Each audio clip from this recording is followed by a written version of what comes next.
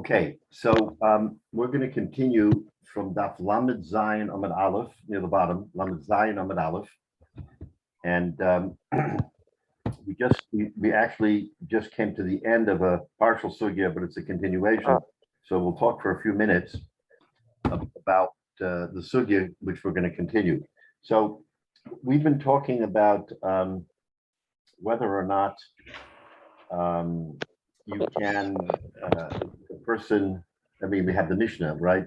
The Mishnah said if a person admitted that he stole from from two people or one of two people, or that one of their fathers gave him a picadon to hold, then and he doesn't know what to do with it or to whom to give it.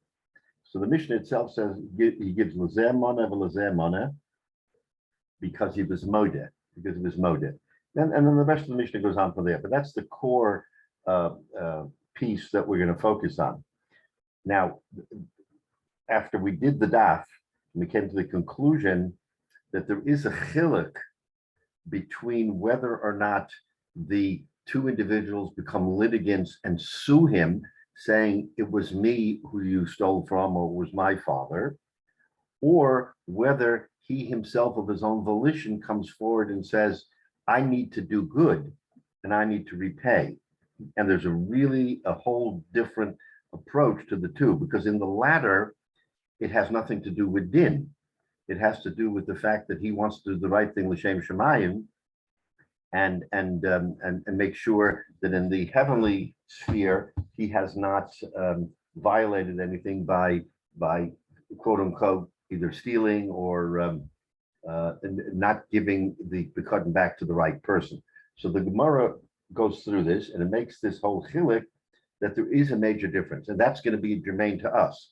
So there's a chiluk between whether or not he himself is modeh b'fi atzmo, as the Gemara says in the second to last line from the bottom, deka nami, that's why in our case he does pay, or whether or not he is contesting, so to speak, and saying that I'm only responsible for one, and so I'm not going to pay two, right? So if he doesn't want to pay two, then of course becomes the question of what do we do from there. But now the Gemara also introduces another machlokes, which is germane to us, in a Gemara in Yavamis. So I want to read that Mishnah because the Mishnah itself is very important. It's a machlokes in the Mishnah. It's on Daf Kuf Yud Ches Amud Beis in Yavamis, and there in that Mishnah it speaks about a person who is accused of stealing or taking from one of five people. So not one of two, but there's five people involved. So what do you do over there in that situation, since there are five people who have a taina against him? Says the Mishnah, right? Says the Mishnah over there, Gezel echad mechamisha, if he steals from one of five people, ve'en yedo me'eza gezel, and he doesn't know from whom he stole, is kol echad oisi gozel. Everybody says it's me. So now here you have an interesting machlokes between Rav Tarfon and Rabbi Akiva. Maniach gezela b'neim mistalek. He puts the gezela in front of all five and he withdraws divrei Rav Tarfon, which we discussed that briefly last week. So Rav Tarfon says it couldn't be. He didn't steal from five. He put it in front and let them figure it out. Rabbi Akiva omer ein zed derech motzi midei aveira. This is not the way to get out from Avera. Now, this goes back to our point over here that he wants to do it l'shem shemayim. So Rabbi Akiva takes the different view and says that's not the way to get out of sin. So Rabbi Akiva takes a very, very strict approach here, which al pi seichel, if we would look at it, we would agree it doesn't hold water. He stole from one person, and Rabbi Akiva is going to make him pay for five. So Rabbi Akiva needs explanation. Okay, Reb Tarfon we can understand, but there's a problem. We'll see. Reb Tarfon we can understand. He stole from one. There are five people who are tining, and he can't figure it out. So he puts it sort of in the well of the court. But that's what we today in our legal jargon, kind of we call an interpleader. You go to the court and you say, court, I, I know I'm responsible, but not to five. Let's figure this thing out because I'm not going to be paying to five people. And Rabbi Kiva says, no, okay, so that's where we're holding. Now we're going to have to understand that machlekes because we already understand our machlekes. Our machlekes is that that the difference between whether or not you pay to two people or don't pay to two people has to do whether or not you've been brought to a lawsuit or whether you of your own volition say, I want to do good. If you want to do good, pay both of them. If that's not your bent and you're sued, then you'll be sued and it'll go to court and somehow the court will figure out we'll have a case. Okay, so there's two slightly different things. Okay, now so we're up to the second to the last line on the bottom of Lamed Zayin Amid Aleph. Omar. So the master Omar said, Hossam the Kotovale, that okay, so now he wants to go ahead and make a chilik, as says there in the case of the five, right? In the case of the five, Katava, they come and they have a teveya. Frek the Gemara Matoyin. What is the taina? In other words, they come to court and they say, you owe me. So now we're going to analyze what is it that they say to the court. Rabbi Yehuda Amarav. So in other words, what's his response? They come and they say, you owe me. So what does he answer? Rabbi Yehuda Amarav, halo shoisek. The individual who is being alleged to have stolen is shoisek. He's quiet. He says nothing. Rav Masna Amarav. Rav Masna says in the name of Rav, halo tzavak. No, that he's not quiet, but when each of the five come across and say, you owe me the money, he says, I don't know who you are. As Rashi says, tzavach, I don't recognize you. I don't know that you're the one. So in other words, he does respond, but he responds by denying, by saying, you're not the one. So let's think about that. Inherent in that is the fact that one of those five is the one. So the question that you have to be thinking about is, does this alleged thief, does this fellow with one of the five have a little hearer? Does he have a little bit of a thought? Maybe this is the guy. I just don't know. So I can't admit to him being the one, but maybe he is the one. So in other words, that's really, we have to think about that because that may become germane since he's denying everyone. And we know he can't deny everyone because he did steal from one. And the question is from which one? But since he doesn't, so it can't be all five. So he says, Tzavach, he says, I don't know who you are. And therefore, I'm not responsible. So those are the two views on what the person responds when he's accused of having taken it. Now, according to this view that he sort of responds, I don't know you, I will shtika kahayda. But if according to this second man the Omar, Rav Masna Omar Rav, let's say he didn't respond, let's say he was quiet, then we have a general cloud shtika kahayda. In other words, if I'm accused and I don't have a response, then sort of in a broad brush, in general terms, we say shtika kahayda, that silence is admission, right? So that's what the Gemara wants to infer from this man the Omar, right? Now, uman the Omar halo shosek. What about the first man the Omar who says the advice that I give is that Rabbi Yehuda Amarav is to be quiet, not to say anything, and therefore there will be nothing will happen. What about him? If you shtika kahada, so he says, shtika dahacha lav ka'adahu, that in our particular case, shtika is not like haida. Okay. Okay, now we have to understand, is shtika kahida, is shtika not kahida? According to the one who will scream out and say, you're not the one, shtika is kahida. So in other words, it's only because he said something. But according to the one, Yehuda Marab, who says, who the advice is, don't say anything. just don't say it, then what about shtika kaidah? That's the rule. So why is he potter if he's going against the rule? So the Gemara says the hachalav kaidahi. Here, this shtika is not like the haidah. He is not admitting. Why? Matzah amalei. He can say, "Hi dishtiki l'chol chad v'chad." The reason why I was quiet to every single one, even though clearly to one of them I owe, the amina, because I believe Dilma Haihu. I believe that it's him, but I had no. In other words, if someone comes in front of you and Tainas and you say could be him, you know what this is akin to? I mean, gentlemen, we've also maybe seen what a lineup looks like. A lineup is when you want to have an identification from a witness and you put the 4 or 5 people into the lineup and you look at them. Now here it's simultaneous as opposed to Argamar, but that doesn't matter. And you look at them, then you look at the first one and you say, nah, and then you look at the second one. Now that looks more like him. But then you look at the third one and says, wait a minute, that third one, he looks even more like the Ganef or the person that I'm going after. So in that particular case, with each one, l'chol chad v'chad, I have a hearer. I have a little bit of a thought that it's him, but I can't know definitively, right? So am I going to say on Suffolk, I'm going to what? Throw a dart and say it's him? So according to this view, the reason why Shtika Lafka Haidah is the Amina Dilma Haihu, because maybe it's him, but from a Shema, we don't allow him to say, you know what, I think it's him, I'm not sure, but I'm going to go with it. The Besson doesn't do that. The Besson wants a bari. The Besson wants a clear answer.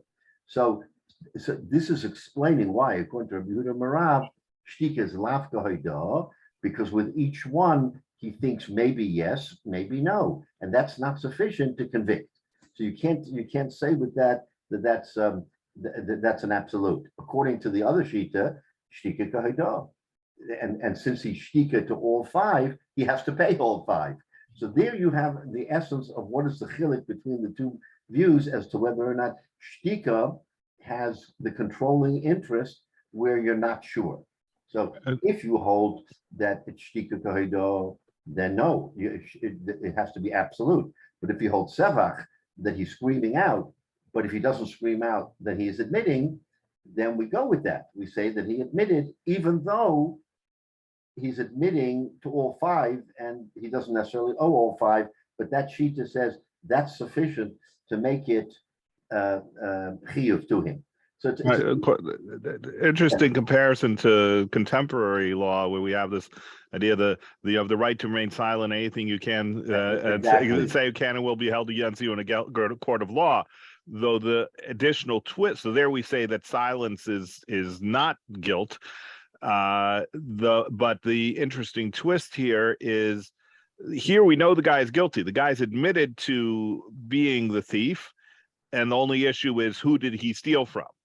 Right. Whereas in the other type of case, would think of the cop shows or whatever, the court shows, you're thinking, okay, this guy has not admitted to whether he stole the money or not. Right. There is a difference. Exactly right. So and again, these the Fifth Amendment and all of these doesn't really apply to our halacha. But it's a good point, because in one case it's a total denial, in one case it's a denial here, but maybe the next guy won't be a denial. And when the next guy is a denial, then you say, well, maybe the next guy won't be a denial. So in other words, you're caught in that sort of spin cycle, and therefore at the end, if you can't make a positive, and if it's not a bari, then we say from a shema we don't allow. And by the way, you'll see from the word, the reason why that we don't allow is because we have to allow for the possibility that a witness will show up later. In other words, we always have that little caveat that we can't make that determination, but someone may walk in, that's someone we don't know, and say, of course it's Shimon. I saw him with Shimon, so I know that Shimon was the right one. But that's not happening, and because it's not happening, it's a maybe. We don't allow it. So the Gemara, you see, has a different approach to this, and there has to be sort of clarity according to this mandam. There's a question, and it's only tangentially related, but I'm curious. Let's say he stole from three people, and he admits he stole from three people. He doesn't remember which ones, etc. Could those three people come forward and they were all stolen from at the same time? Could each two out of three be witnesses about that he stole from the other one? If they actually saw it, you mean? Right. Right. So again, once we have witnesses and we have eyewitnesses, that's right. But I'm saying that would they be allowed to be witnesses if for each other? You had three people. The guy came in and grabbed everybody, all three of theirs money. Could each two be a witness on the other one? Presumably, yes, because they're all they're doing. They're not affecting their own case. They're affecting someone else's case, and they're an eyewitness. And what we're actually saying is that's what we want. We want an eyewitness. That's the best form of evidence. So if each two is being as an eyewitness, it's a lot of they're trustworthy people, I guess. As long as they're trustworthy people. So if each one is a witness to the third, then that's valid. That is valid. So okay, so all right, so that's the Gemara's tariff. That's how the Gemara wants to answer how the two of them, these two Mandamar, Rabbi Yehuda and Rabbi Masna, each in the name of Rab, how they each have a shita, and each shita has validity because of the way you look at it. Okay, now again, the Gemara in Yavamis is the machlokes between the Mishnah in Yavamis, which the Gemara explains, is the machlokes between Rav Tarfon and Rabbi Akiva. Rabbi Tarfon takes the view that the onus is not on the finder, on the individual, because he's not guilty of 5, therefore mistalik, he puts it down. And Rabbi Akiva says, no, Lozu, that's not the way to go. But Rabbi Akiva's approach is more ecclesiastical, and that is that's not the way the Rabbanu Shalom operates. I mean, you know, if you really want to be exonerated in Pamalia Shel Mila, which we will talk about over Rosh Hashanah, Moldavan, that in Pamalia Shel Mila, you can't skirt the issue. You can't say, well, I'm going to get away with it because I don't know which one it is. Pamalia Shel Mila, you have to stand up and maybe take your lumps, take your lumps, pay all 5 so that you know that you've covered your base. Okay. Omar Mar, so now here we're going to discuss that Mishnah in Yavamas that I quoted. Manich Gezela B'nayem u'Mistaleh. So what does Reb Tarfon say? That you put the Gezela in front of them, u'Mistaleh, and then you back away. Okay, so that's a V'shakale Kula v'Ozle. And then what happens? All 5 of them sort of buzz around the object, and they, between them, have to figure out what to do. Now, that's not directly relevant to us, whether they draw straws or they say everybody take a 5th or whatever it is. The shaklele kula v'azla, says Rashi, nimtzeh motzi miyado kedei lahafzid hanigzal oilamis.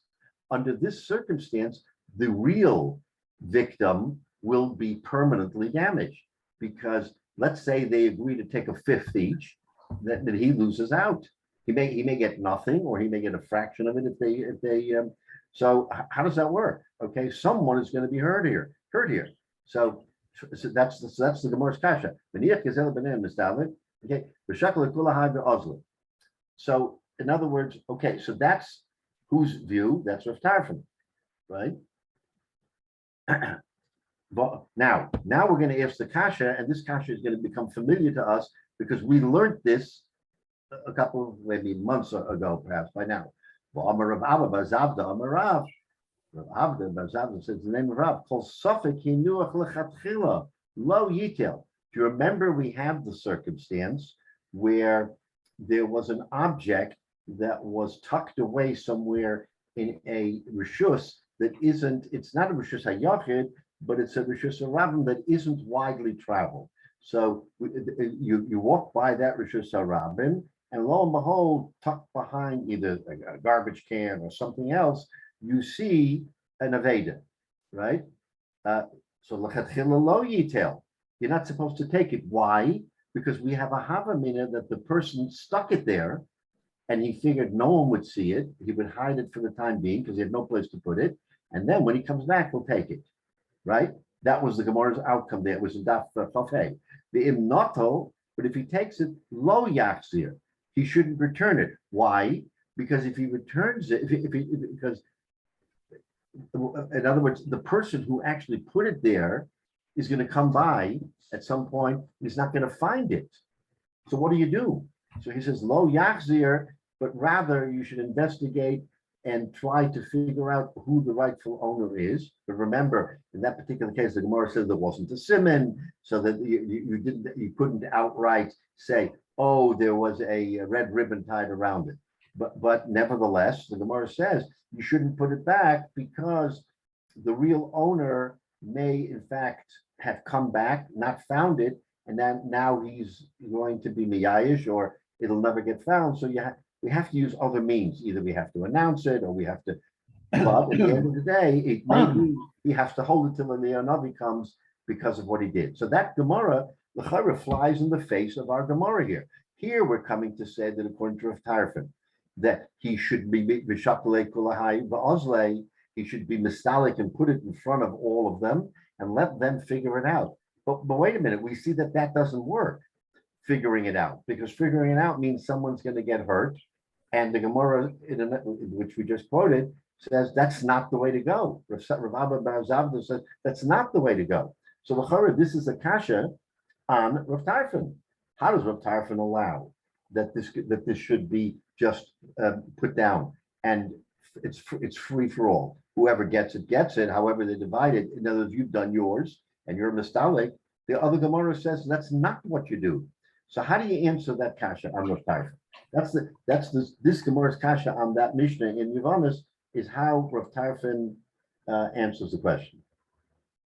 So, okay, what are Rav Safra comes? Rav Safra says, no, you read the Mishnah wrong.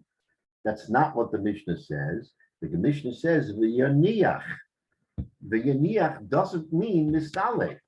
In other words, he should just put it down there, right? And he should still be the person in control. Not that he puts it down and walks away and let the other five fight it out.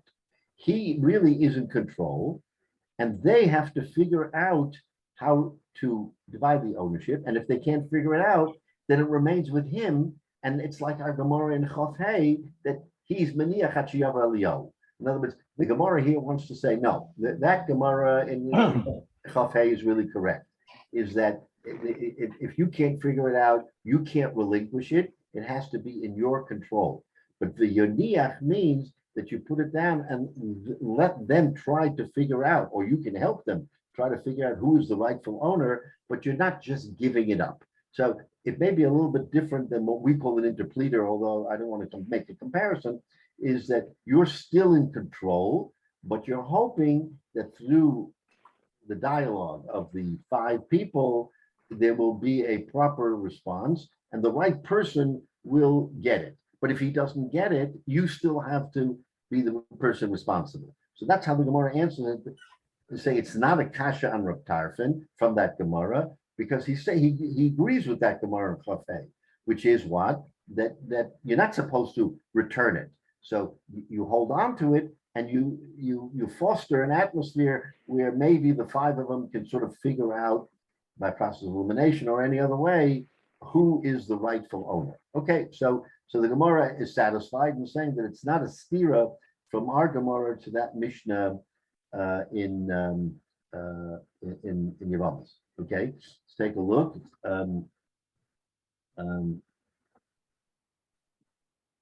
Okay, all right. So fine. So we'll leave that stira and then we'll go weiter. Okay. Now,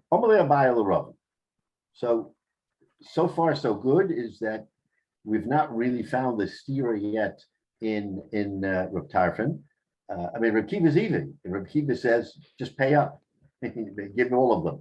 It's Rav Tarfon who is trying to sort of squeeze out here and say, no, that it isn't the responsibility of the finder or the recipient, so to speak, to be the one who has to be the arbiter. He should sort of control it, but allow the five of them to come to a conclusion. And if they can't, then v'yaniach, then he has to hold on to it.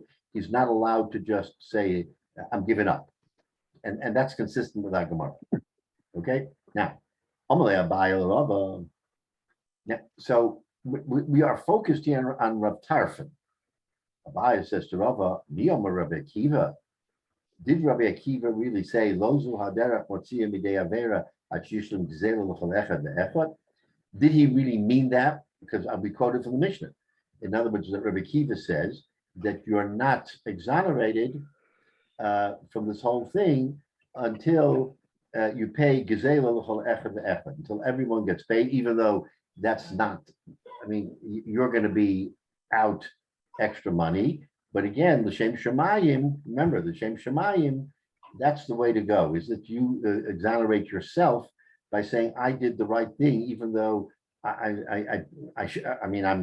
hurt by this because I'm paying 5 times and I should be paying once. But so now the Gemara is now focused on Rabbi Akiva. So now, did he really mean that?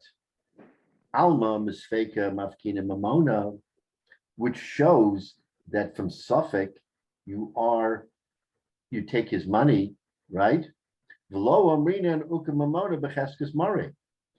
we don't say that the mammon should be in the chazaka of the person holding it. Who is that? The Ganav. So now the Gemara is trying to understand. Abaye is asking, is that really what we're trying to say here? Are we trying to say that according to Rabbi Akiva, we come to the conclusion that besfeka we do pay, and we don't say ukam mamona b'cheskes mori, which is a cloud. That's a cloud. Ukam mamona b'cheskes mori is that the money should always be in the chazaka of the one who's holding it until someone can remove it. Okay, that's the rule we're playing by, so to speak. Does Rabbi Akiva mean to upend that rule? Asks Abaye to Rava. Does he mean to say that in this particular case, misfeka mafkidim mamonan v'lo amrinan, and we don't say ukam mamona b'cheskes mori? Okay, so that's the premise of his kasha. So now, if that's what we're saying in Rabbi Akiva, v'raminu, I'll ask you a question. Does Rabbi Akiva really say that? Nafo habayis alav al imo is a fascinating discussion. If a mother and a son. Can I give you this? Yeah. If a mother and a son were in a house and the house caved in, nafal habayis alav al imo. So what's the question? The question is, who is the Irish? By the way, this applies to any situation, but the Gemara there brings down that particular case because the Yorshim of the mother are different than the Yorshim of the son, right? So we call this in law sort of simultaneous death, and in simultaneous death, you have to investigate who died last in order to know how to deal with the Yorshim, to deal with the inheritance. So the Gemara there says, "Naflabais alav al imo Yersha haben omrim ho'ein mesa rishona," that the mother died first, which means my Yorshim, the Yorshim of the son is saying, no, we should be Yorish because the mother died first. The Yersha ha'ein and the Yorshim of the mother, which by the way doesn't go down but goes across and up, right? Because if for the mother it goes to actually to her uncle or her father or her uncle, Omrim Habein Meis Rishon, right? But Elu ve'elu modim sheyechlaku. There's no question that they all agree that it has to be split. It's just a question of how you split it and who gets the sort of the last word here. But they all agree it has to be split, right? Now the question is, so the question then becomes, so Amar Rabbi Akiva, and Rabbi Akiva says, Mod ani bezo shanachosim beches kasan. I agree, I believe that the chosim are in their chazaka. What does that mean in their chazaka? Status quo, right? It's the status quo. And if you say it's the status quo, then that flies in the face of the Gemara in Yavamis, where we just said, we don't say uka mamona becheskes mare, we say that he has to pay. So mamonov shot. If Rabbi Akiva is saying uka mamona becheskes mare, because we go with the status quo in the case of the mother and the son, then why don't we apply that same principle to the Gemara in Yavamis and say uka mamona becheskes mare? And why does Rabbi Akiva say you got to pay each one of them? You don't have to pay each one of them, because we're saying that the Ganef, it's in his chazaka, and basically the other 5 have to moitzi chavero. You got to figure it out. And if not, then he holds it at shiavo elio. So the Gemara is pointing out a stira in Rabbi Akiva. If you're going to see that we follow Rabbi Akiva, we want to follow Rabbi Tarshan. But if you want to follow Rabbi Akiva, we've got a problem, because in that Mishnah he says do the right thing and pay all of them. And in this particular case, he's moida that that we say uka mamona becheskes mare, and we don't pay. So that's a gavaldige kasha, stira. This is what Abai is asking on Rava. If you're going to follow Rabbi Akiva Shita, how are you going to reconcile the 2 Mishnahs? Okay, so that's the kasha. Let's take a look at Rashi. But this goes back to what we said before. And this is the Gemara in Chafei.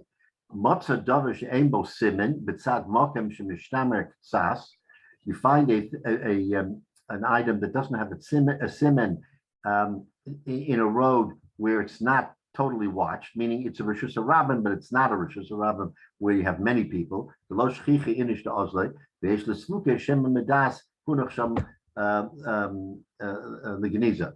words, and if you remember, we said, he put it there intentionally with the ashba, with the garbage. He put it there intentionally. Says the Gemara there.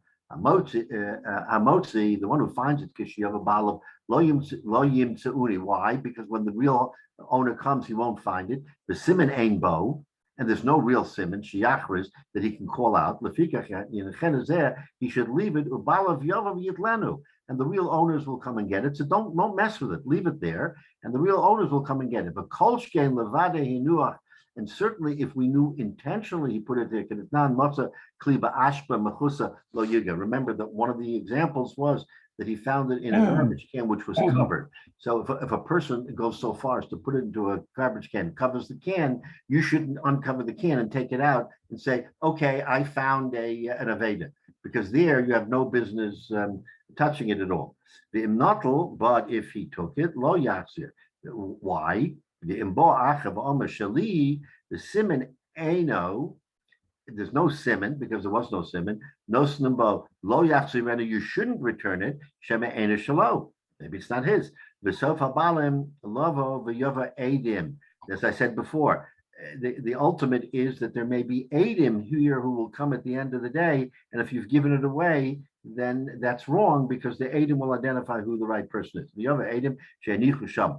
And this is without a siman, but he said no, we don't. There's no siman, but we saw him put it there. Lefikach yamunach biyadzeh, he should hold it until Yavu Eliyahu or witnesses come. The halo yachzer lo shir shalo kama. It's not as if it's his. The homi yikara be a surah asaliyade, because he took it improperly. Imheniyahu alma miyadei mid the miskipa lon. The man because it's a doubt of who it belongs to, he has to keep it firm in his hand. Okay, that was the Gemara in Chaf Hey, and we're asking the Kasha. So that's the case. If that's the case, then that's what it should be here. Okay, so Amarav Safra b'Yaniach. So we gave an answer b'Yaniach. Hodik done a mistalek. Lav d'ishkilu inu v'lizlu. Not that he should throw it into the milieu and the 5 of them should fight of it. Lo shitziena miyado. Not that it be removed from his hand and basically say, I give up and let you guys 5 fight it out. Elatia munechas biyado. He should keep it. Achi yisbarer hadavar. In other words, he actually keeps it. You guys fight it out. V'hamistalik siluk hadinhu. He should put it in front of him Bezdin while he's still the balabos. Let's clarify to who it belongs. The yitol, and we'll give it to him. Mistalik minadin So that's how the Gemara answered it and said, no. It's not a stira because he's really in control. Okay, fine. Lozu haderech. So this is Rabbi Akiva's version in the Mishnah. Sefer the Gezel Echad B'chamisha Hu B'Yavamas. Okay, okay. So that we answered that. Then we're going to bring a stira. Nafal habayis olav alimo ve'eniyodeh eza meis rishon. So therefore it would go to her father or her uncle. But if it's the son, it goes to his Yarshim. Yarshim are aim, Mishpachas Beis Avia, Omim Likrove Haben, Mishpachtav Aviv Haborm Liyarish Es Haben, or Haben Meis Rishon, the Lo Yorish Es Imo Lahorish Eschem Nechosim, and Haben Meis Rishon, Vachakach Meis Imo, Ve'eno Yarshim Oisa, and they don't Yorish him. Okay, the Yershe haben omrim ho'em mesa bishona, the Yershe bana, and the son inherits. V'achrea meis haben ve'ena Yershim also. So okay, so that's how machlokes. So we see from here that there is a and what do we say? We say that that we don't say ukam mamona b'cheskes mare. In other words, it's a steer Rabbi Kiva. Rabbi Kiva is the one who says that they're all five, and here we see no, that we have to analyze and ascertain who the owner is before we give it away. So that's the stira on Rabbi Akiva that Abaya asks Rabbi. Okay, so that's our problem right now. Rabbi, Yeah, go ahead. yeah, in the first chapter of Bava Metzia, a number of times the solution was Yachloku. They were divided. So, but that doesn't ever seem to come up here as a recommendation for a solution. Nobody says Yachloku here. No, we don't, because like Rashi said earlier, if you say Yachloku, then the real owner will be mafsid. He will lose. Now we're trying to recover for the right person. Once you say Yachloku, that means 4 of the 5 will be getting it improperly, and the real owner will forever be at a deficit, right? And that was the Rashi on top of it. Also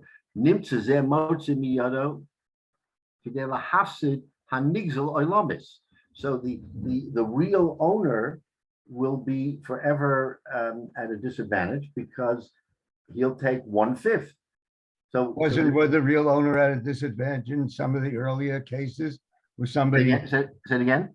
Wasn't the real owner out of luck in the earlier cases when there was a division of the property, when one improperly said, no, it's mine, and he grabbed it and the wrong person got half of it? Right, but that was one shita, and apparently Rabbi Akiva would not go along with that. Rabbi Akiva would say you can't do that because you're, in other words, my hefsid haramai. It's the old question: what is the ramai going to lose if he's going to get something? Right. So there is such a shita, but the kasha on Rabbi Akiva is Rabbi Akiva doesn't hold like that. Rabbi Akiva says you got to make whole to the right person. How do you make whole to the right person? So generally speaking, by paying all 5. But if you pay all 5, now you're making the so to speak, the ganef. Does he deserve it? Maybe you can say he deserves to be punished because he stole. But the fact of the matter is he didn't steal 5. He stole 1. And Rabbi Kiva ultimately wants to say that l'shem shemayim, you want to do the right thing. You can argue that l'shem shemayim, it's more important to do l'shem shemayim for the nigzal than the gazlan. That the person who was stolen from should be in the right, meaning he should recover, and don't worry so much about the gazlan who shouldn't have stolen in the first place. I get it. You can make that argument, but that's what Rabbi Kiva says over there in the case of 1 and 5. He says, I'm not so worried about the gazlan. He did something wrong. It's up to him to make it right, and if he can't make it right, he should be punished. He should be punished and pay all 5. But the underlying question is, what's the right approach? Ukamamona b'cheskes mare. Do we say that wherever the chayfetz is, that's where it should remain until we ascertain what is the real situation or not? So from the Gemara there in Yavamis, it would seem that we don't worry about Ukamon and Cheskes Mare. But in this particular situation with the mother and the son, we do say Ukamamona, and Rabbi Kiva says it. Moda ani, and if that's the case, then that's the stira, that's the remina, that's the stira on the Gemara and Yavamas. How do you reconcile Rabbi Akiva? What does he really say? You do or you don't? You do hold on to it. Rabbi Tarfa, no problem. He says the yaniach, and the yaniach we say means not that you throw it in, but that you let all five of them figure it out. And if they can't, then the thief in this case is the one who holds it until the O. But Rabbi Akiva is more pro the owners. And if he's pro the owners and he says you have to return it, then what do you do in the case of the mother and the son, where he says exactly the opposite, that you hold on to it, you don't sort of throw it into the pot and let them resolve. So that's the kasha here, the stira and Rabbi Kiva. Okay, so now we're going to try to reconcile. We're going to try to reconcile. Hold on, let's see.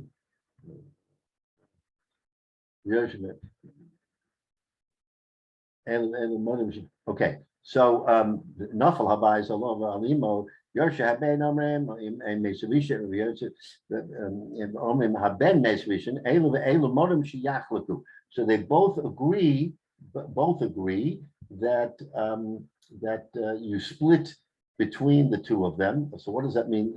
Yachlaku. Let's take a look. Elu ve'elu. So there was a machlokes between Beis Shammai and Beis Hillel on this issue.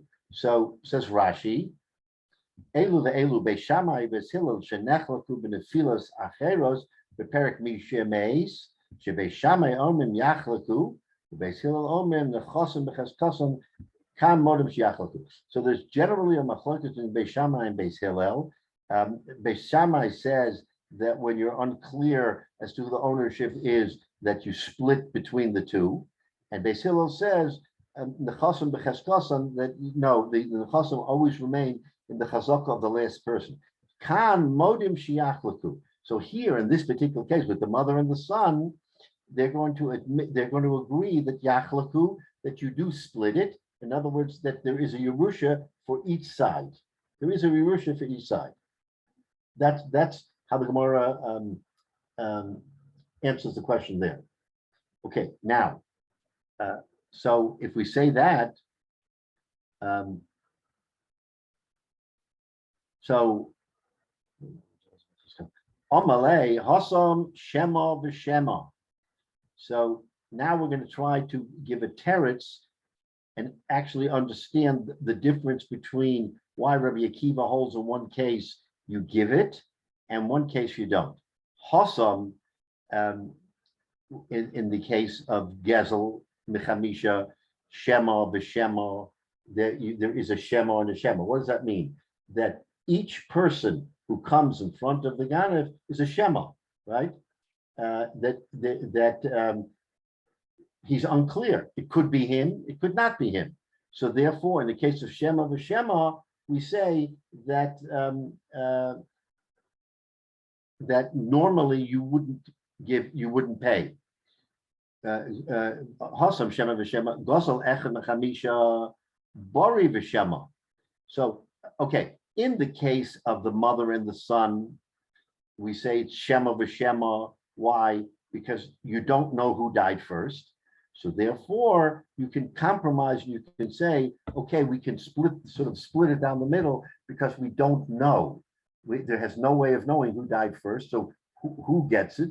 You say that even Rabbi Akiva would admit, even Beis Hillel would admit that nechlaku. But the case of Dosel Echad Mechamisha, Bori V'Shema. It's a Bori and a Shema. Why is it a Bori and Shema? Because clearly one of those five is going to be the one that is the guy that he stole it from, right? So in this particular case, you can't compare the two. You know, he wants to try to say it's not a stira in Rabbi Akiva from the Mishnah in Yevamos to here, because there's different circumstance. In the case of the Mishnah there, in the case of the Mishnah of the mother and the son, we can sort of hang our hat and say, you know what, there we can't really know who died first because it was a fire and no one was there to witness. So we say nechleku because easily it could have been the mother, easily it could have been the son, and everybody agrees. But in the case of the 1 in 5, you can't say it's a Shema v'Shema, we'll never know, because there's definitely a Bari here. We don't know who the Bari is, but we know there's a Bari. We know there is an absolute that someone, one person was stolen from. So Rabbi Akiva takes two different views. It's not a stira. Where you can never ascertain, of course, if you have an eyewitness who saw who died, but we're not assuming that there was an eyewitness at the fire who saw who died first. Then he has to admit and hold like in the Meflekes Beis Shammai Beis Hillel, everybody agrees yechlaku. Even Rabbi Akiva, even Beis Hillel would admit yechlaku because you cannot ascertain. But where you can possibly ascertain, as hard as it is, who the one of the 5 is, he's going to hold that no, that you have to pay all 5. You don't say ukamamona b'cheskes more and split or do this or do that. You have to go all the way because that's l'shem shemayim. So that's how he wants to answer Rabbi Akiva, that it's not a stira in Rabbi Akiva because one is a Shema v'Shema and one is a Bari v'Shema, right? That's why, according to this Gemara, there is no stira in Rabbi Akiva. Now, says the Gemara a little bit weiter. We're going to just try to finish this. It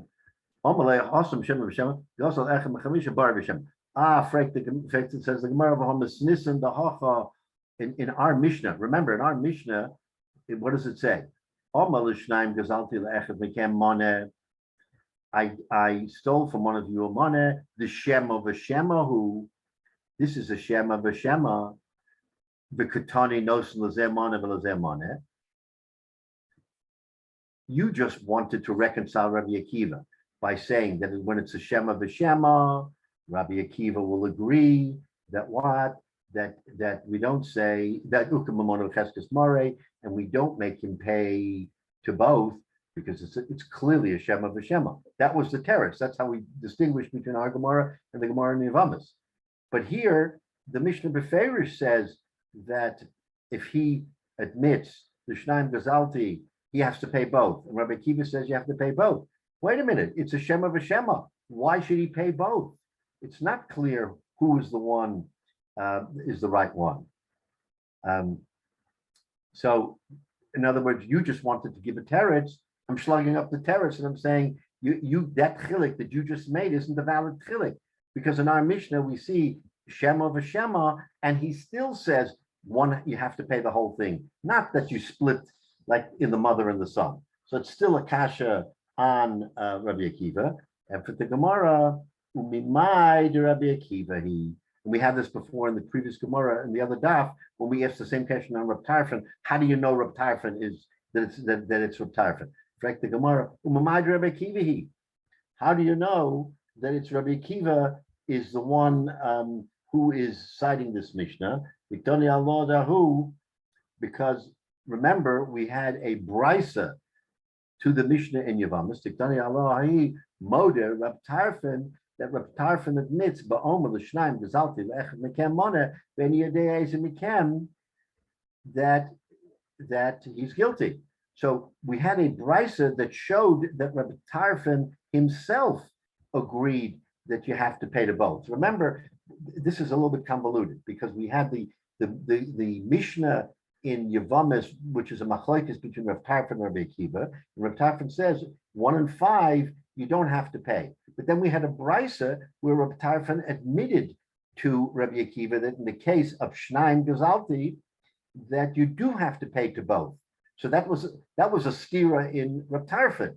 So how do you know that this Mishnah is actually Rabbi Akiva? In which case you're asking the kasha. That what? that Rabbi Akiva seems to be splitting. And in one case, Shema v'Shema, you say that he agrees. In one case, Shema v'Shema, not, he doesn't agree. Maybe it's Reb Tarfon who is the one who we're focusing on, not Rabbi Akiva. So it's not a stira on Rabbi Akiva. Again, the Gemara here is trying to go back and forth, even though it's a little bit of an esoteric argument. We're trying to reconcile who is the Manda Omer that the Gemara is really talking about. It's important for the Gemara to come to a conclusion. Who is the Manda Omer that is saying all this? So we're believing that it's Rabbi Akiva, and we said, you know what? We can make a definite chilek between Shema v'Shema, where he agrees, and Bari v'Shema, where he says you got to pay to everybody. But then he brings down the raya from the Gemara where it says that our Mishnah, which is definitely Shema v'Shema, and still Rabbi Akiva says you got to pay both. Says the Gemara, how do you know it's Rabbi Akiva? Maybe it's Rav Tarfon, because even Rav Tarfon admits that in that brisa, mind you, in that brisa, Rav Tarfon admits that when you have two people and you don't know from who you stole, that you pay both. So maybe it's Rav Tarfon who is saying that, not Rabbi Akiva, in which case it's not a stira. Again, the Gemara wants to make this right. So how do you know? How do you know it? So the Gemara says, okay, the man modeh. So when it says in the Gemara that he's modeh, who is he modeh to? If we're talking about Rav Tarfon and it says that modeh Rav Tarfon, who is Rav Tarfon being modeh to? Himself? No, the Rabbi Akiva bar Pelukte. He's being modeh to Rabbi Akiva, his adversary. So you see that it is Rabbi Akiva who is the named sort of a person of whom we're talking. So you can't shunt it off on Reb Tarfon and say, no, it wasn't Rabbi Akiva, it was Reb Tarfon. So then now we're back to the kasha. Now we have a stira in Rabbi Akiva, Shema v'Shema. What is it? Are you chayiv? Are you not chayiv? And you can't hang this on Reb Tarfon, because he says, modeh, I admit. Who is he admitting to? He has to be admitting to Rabbi Akiva. Okay, so now, so we're going to try to conclude. The Gemara says, "Umimai Shema v'Shemahu," and how do you know that it's really Shema v'Shema? That this situation is where there is a doubt on both sides. Chada delokatoni tovanoso. For one, he's going to answer. For one, because there is no taveya, there's no lawsuit, right? So if there's no lawsuit, that means that everybody agrees that it's unclear. So it's a Shema v'Shema. V'od ha'tanu Rabbi Hyatt ze omer ani yodea v'ze omer ani yodea who ukmele b'vo lotzes yidei shemayim. So in other words, the way he'll conclude is, how do you know that it's Shema v'Shema? One reason you know is because there's no lawsuit. Because if there was a lawsuit, then it would clearly be Bari v'Shema. So there's no lawsuit. And secondly, Rabbi Hyatt, he says, each one saying that they don't know what's right, then we're going to say that this is a case of not din, but he wants to do the right thing with the shemayim. So no matter which teretz, you come to the conclusion that it is a Shema v'Shema. So if it is a Shema v'Shema, then we're left with the kasha. If it's Shema v'Shema, what do we do with the stira in Rabbi Akiva, where one time he says Shema v'Shema yachlaku, and in our Mishnah, Shema v'Shema, he says you got to pay the whole thing. So that's where we are right now in the interim, is that the Gemara wants to understand Rabbi Akiva. Rabbi Tarfon is fairly easy to understand according to this Gemara, but Rabbi Akiva is complicated because Mamanashat. If it's Bari v'Shema, okay, then Bari Adif, then you got to pay all five.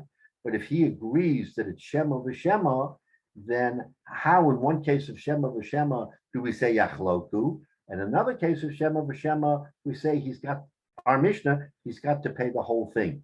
It doesn't hang together. So that's kind of where the problem arises. And we'll just finish Rashi.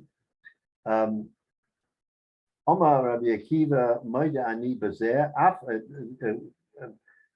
4 lines from the wide lines of Rashi. Afapish Ani Michel Beishamai. Rabbi Akiva was a disciple of Beishamai. So, okay, so Afagav Ani Michel Beishamai, Va'omer B'Shar Hanefilas Yachlaku, where Beishamai says Yachlaku, V'zu Ani Moide LeBeis Hillel Shenechosim B'Chaskasan.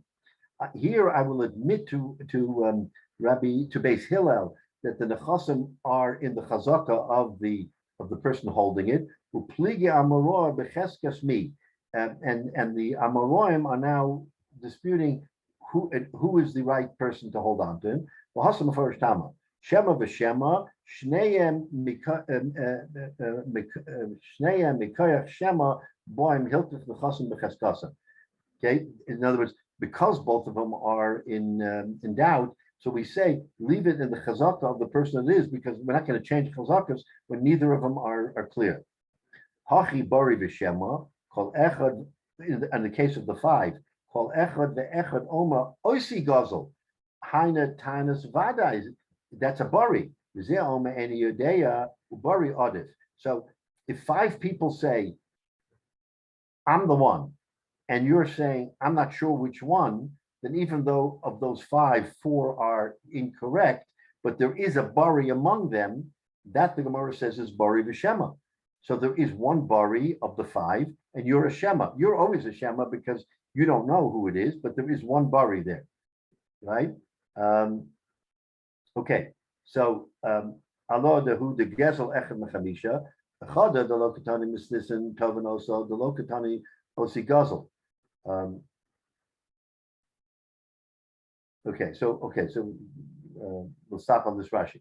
So again, we're kind of in the middle here, but just so we understand what this whole discussion is, it's a discussion in Rabbi Akiva, whether Rabbi Akiva holds that you are ukamamona b'cheskes mare, or whether or not you have to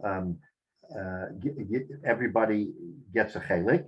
And we're trying to reconcile Rabbi Akiva and Nebuch. Rabbi Akiva is torn in a number of different ways. But at the end of the day, the Gemara is telling us that it seems that stira in Rabbi Akiva sort of leans itself towards him saying that you have to give it to all 5 if you're doing it l'shem shemayim. And that was the chilik in the Gemara, that if you're doing l'shem shemayim, you have one approach. If you're doing it ledin, then you have a different approach, because for din we say he does say shema v'shema. He holds like Beis Shammai, but if it's going to be l'shem shemayim, then not. So it's kind of interesting. Here we are the week before Rosh Hashanah, and what do we normally say? Normally, our approach to Rosh Hashanah isn't to say, strictly speaking, if I owe somebody money. I mean, by the way, that's why we have a prusbul as an example, because we don't want to just leave things lying around and saying, maybe he'll collect, maybe he won't collect. If you want to collect, you have to do a prusbul. If you don't want to collect, you don't do a prusbul. So if you're l'shem shemayim and you say, you know what, I can't reconcile what the right thing is, so if I have to forego and lose some money, but do l'shem shemayim, that's what I'll do. Okay, so Rabbi Akiva says if that's the case, if you are l'shem shemayim, that's what you do. But you're entitled to protect your asset. So if you want to protect your asset and you want to go ledin, then